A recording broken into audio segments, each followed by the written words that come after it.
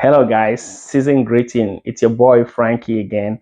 Welcome to today's video. I'll be talking about the most important lesson for everyone moving to Canada or moving to the United States. I have about 6 points to share with you guys. Maybe with some bonus, I might make it 8. The one on my list is going to be credit card.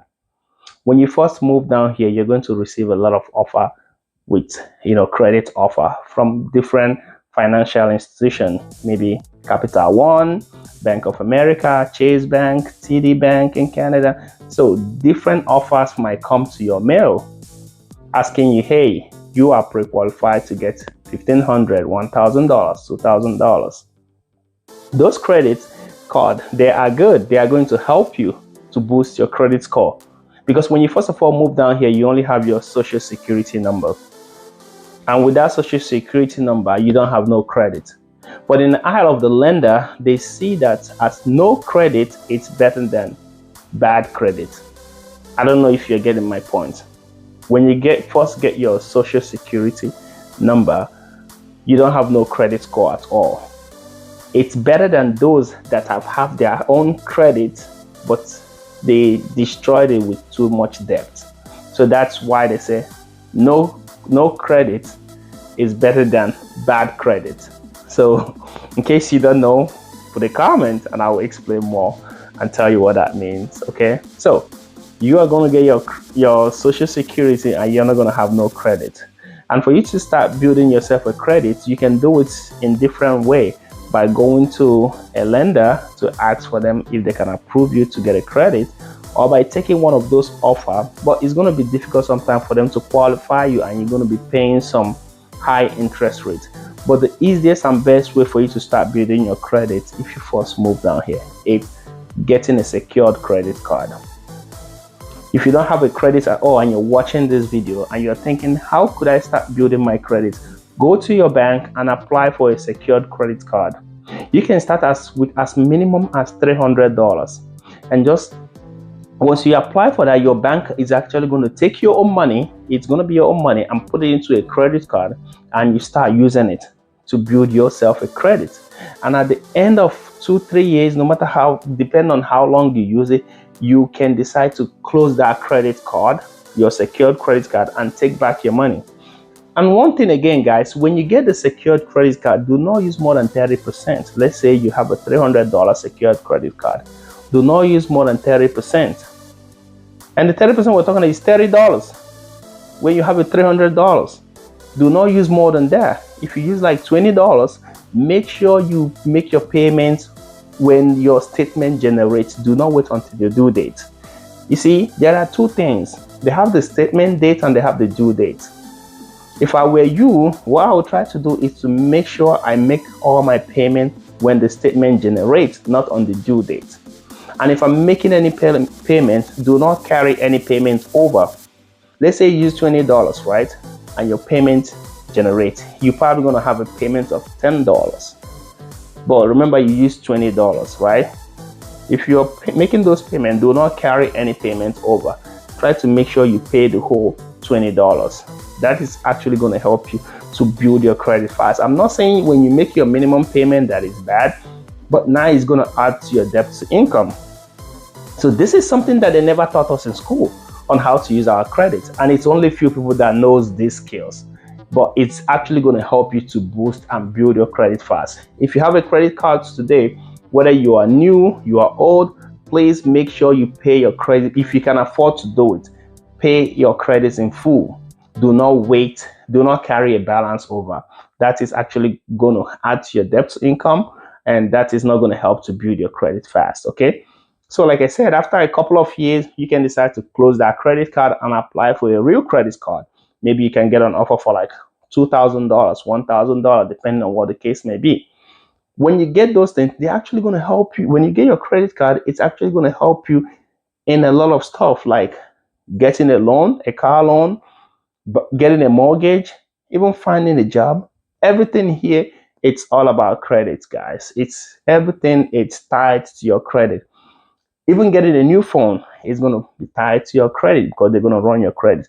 And what I mean by running your credit, they have two ways to run your credit. They have the soft inquiry and they have the hard inquiry. Now, when you're getting something like a loan, like a car loan, or you're buying a home, what the lender is going to run, it's called the hard inquiry. But if you're looking for an apartment, they're probably going to run a soft inquiry, right? They probably won't run a hard inquiry. A soft inquiry, we kind of give them a shadow view of what's on your credit, but they're not going deep. But a lender who is going to give you a mortgage loan or a car loan, we run a hard inquiry, and that way they can see like your credit score, what's really actually going on, and you will lose a point when a hard inquiry is run on your credit. So avoid running anything hard inquiry. If you are at the mall, you are anywhere, if they said, hey, we want to give you a credit card, please confirm, are you running a hard inquiry or soft inquiry? If it's hard inquiry and you're not ready for that, just say no. Just stop it. Just say no. If it's a soft inquiry that they're going to run, which I doubt, everybody want to run a hard inquiry. Just, you can go ahead and do that. But if it's hard inquiry, I would advise you to back off from that only when you're ready, because those things are just going to create some kind of histories, dirty history on your credit report, which the lender might not like. When you're actually trying to apply for a real loan that you really need, you have to explain, what was this for? So they look at it, oh, maybe you've gone to some other places and they've denied you, why did you not come here? It's going to raise a red flag. So guys, your credit is very important. And before we go to number 2, please, if you're enjoying this video, please kindly smash the like button and subscribe to this channel. Okay, you see, what I do here is to bring you guys facts, to tell you actually how you are going to, get your ways, like all the hurdles that's here in the United States and Canada, and just, make your way. Or the sky is the limit, right? So please kindly subscribe and like. Okay, so that is that about credits. Okay, make sure, one, if you're getting a credit card, make sure you get one credit card. Make sure you start with getting a secure credit card, that will start building your credit. Bad credit, no credit is better than bad credit. If you don't understand any of all those things, I know it's kind of complicated, please comment on this video and I will explain more. If you already have a bad credit, I will also explain how you can start cleaning those stuff, okay, that are in your credit. But this is not about credit. No, we are talking about lesson, every important lesson everybody have to know before they move to Canada or United States, or if you're already here. Okay, now my number 2 is different line of income. It's very important, guys. You see, having one line of income in America or Canada can be very difficult. It's always good to have a second line of income. See guys, no shame, just anything you know how to do, it's going to fetch you money. Just do it. Just start doing it. Having a second line of income is very important, and it's going to help you in a lot of ways. There's nothing good like, let's say you know how to do vlogging like I'm doing right now. Why not do it and just push away, use that as something you do on your side, and it doesn't matter how much it's bringing to you. Let's say you know how to edit photo. There are so many sites that you can go and you just put yourself there and just do it on your own free time. Let's say you know how to do marketing. Let's say you are the business oriented person. You can actually have an Amazon account where you flip stuff, or on Facebook Marketplace, where you flip stuff on eBay. There are so many of them. You just do this on your lesser time and it's going to fetch you a lot of money. I mean, not a lot of money, but a decent money to add to your own income. Okay, so please make sure you have having a different source of income. We actually going to help you guys. Okay, so the next one on my list, it's, oh my God, this one, this one, I don't know. I'm not going to say it's bad, but it's good, getting a low paying job. I understand people are in different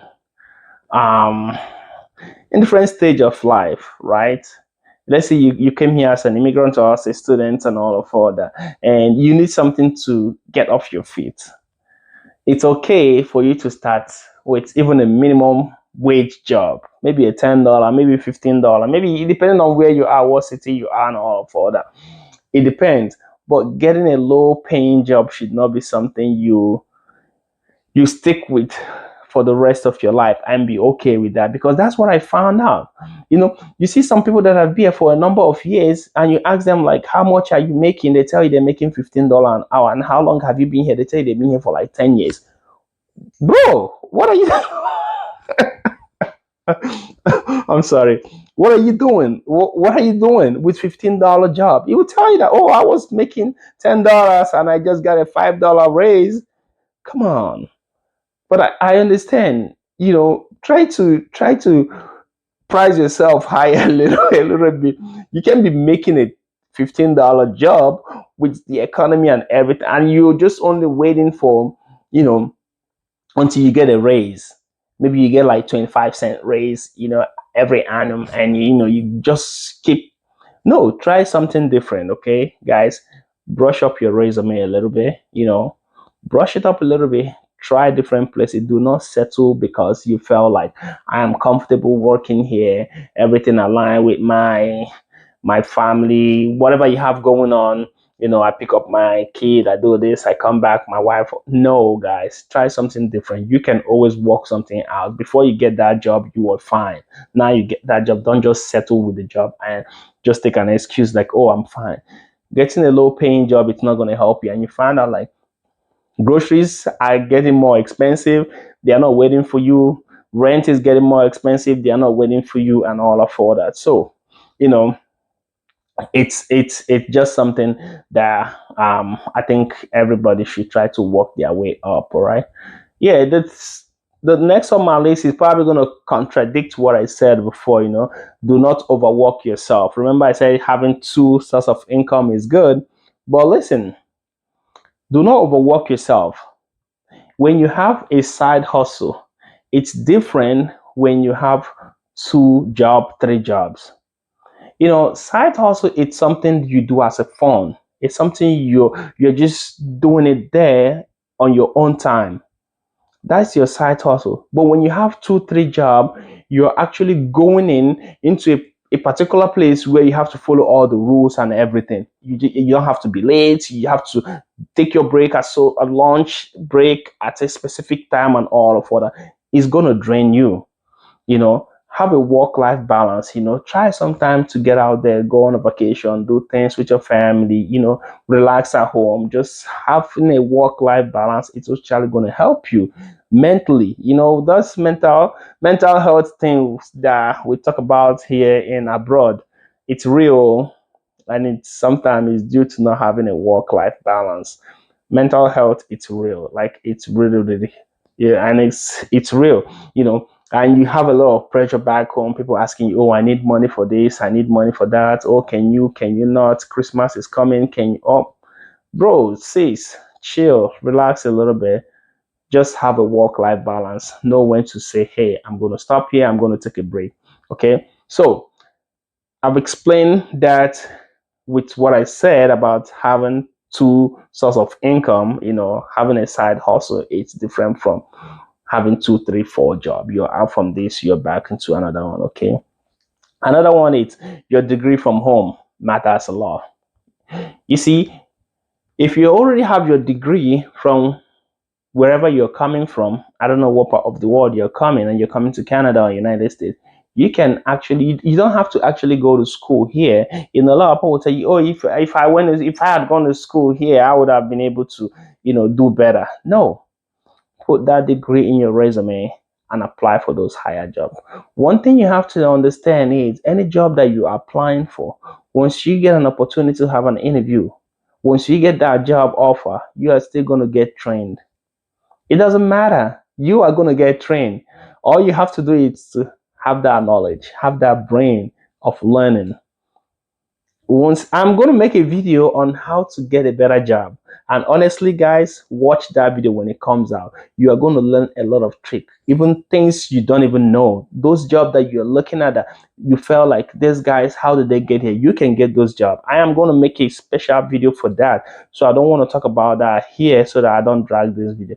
But what I'm saying is your degree from your home country, little matters. Put that in your resume, wrap it up, shoot it out to your employer, get an interview, get yourself prepared, and get a job. Okay, do not downgrade your degree from your country thinking, oh, If I went to school here, it would have been better. Now I have to maybe go start doing a master's or bachelor's degree just because you can have a degree here. Okay, no, don't do that, guys. It's not going to help you at all. All right. So the next of mine is finding accommodation. I know I did talk about that with, when I talk about credits, right? Finding accommodation, sometimes some apartment complex will run your credit. And what they basically do is to do a soft inquiry. So those soft inquiries does not affect your credit, but it's still going to show on your credit history. Okay. So know that if you have a bad credit, you might not be able to get a place. So you can see how important this credit is.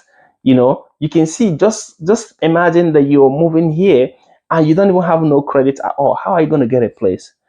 I will tell you how I managed to get a place.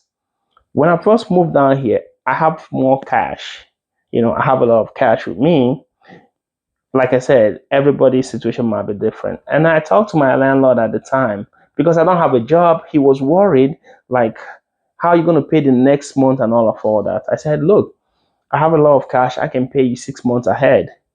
And then within those 6 months, I'm sure I will be able to get a job, and start doing something and catch up with my rent. I think that was a good offer that I made her at the time, and she was fine with that. She accepted it. She's like, okay, I see you have your things. You're a hardworking guy. You have your things balanced. I'm going to let you move into this place. Okay. And that was how I managed to get myself an apartment, and I paid for 6 months. And before that 6 months, I was able to get myself together, find a job, start working. And, I didn't feel no pain, no hustle, no stress, and I just start paying, my rent. So it's going to be difficult for you if you're moving down here for the first time, because some landlord might be worried that you don't have a credit and they might not give you a place to rent. That's another option for you to try to, if you have more cash, to make them that offer. And don't go to the bigger apartment complex. Okay, you can just get somebody that just have like about 3-4 family home, and they are renting out one family home which has like everything: the separate bathroom, separate toilet, separate living room and bedroom offer. They can be reasonable. If you start going to all this apartment complex, well, their criteria, their demand might be different. So look into those parts. That's your best bet for you to, get yourself settled in and, start, putting yourself together. Okay. It's very important. Okay. Woo, we've gone real far. Please, guys, if you are enjoying this video, don't forget to give it a thumbs up. Subscribe to this channel. It's going to actually help me, to reach more people on YouTube. I'm still, pushing this video as much as I can. So I am asking you guys for your help. If you're really enjoying this content that I'm creating, trying to help you guys confidently achieve your immigration journey. It doesn't matter if you're on your way coming, you're already here, you've been here for a while, you're struggling. This place is a huge, big country. Okay, so please subscribe and like. Okay, so the last on my list is going to be the handyman. If you are handy and you are moving to the United States or Canada, you make more than the white collar job. Don't abandon your handiwork, things you know how to do, thinking, oh, if I come here, I'm going to be working in one big company, I'm going to dress on my suit. Yo, bro, nobody wears suits. Nobody wears suits and all that. It's all our jeans and t-shirts we wear to work. And if you are handy, you can go to a place. Okay, now you can be making about $38 an hour, and per annum you're going to be making about, if you do 40 hours, you are going to be making about $80,000. Now, if you are handy, you can make crazy amount of money because you set your price. And probably what you're going there to do is less than 5 minutes. And those handymen, they have jobs everywhere. Like, sometimes you call them like, oh, I'm so busy until next week. And they're not charging you $50 an hour. They're charging you maybe just to your pipe broke and all of that. Somebody's charging you like $150 to $200 an hour. So if you are a handy person, and I've made a video about talking about the skill you need before moving abroad. That video is very important. Your skills, if you have a skill, man, I wish I have a little skill share, but the whole thing is that I won't be able to get a certification on that for me too, because everything here you need a certification, you need a license. If you're a plumber, you're going to need a license. If you're an electrician, you need a license. But if you know how to do it and you have the confidence that you can, go to somebody's home and, I can manage to fix my home, but I'm not going to say I'm going to go fix other person's home, okay?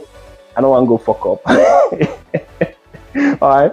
So if you're a handyman and you know what you're doing, just go and get your certification, go and get your license. But if you feel like you want to try the white collar and do the stuff, your own handy thing as a side hustle, it's still good, it's still okay. But at the end of the day, guys, handyman makes more than the white collar job here in the United States and Canada, because those guys, they charge you per hour and they charge you really big. Okay, that's gonna be my last on the things that you have to know, the most important things that for everyone moving to Canada and the United States. These are very important. Okay, share this video with your friend, like and subscribe, and I will see you guys on my next video, guys. I love you all. Peace.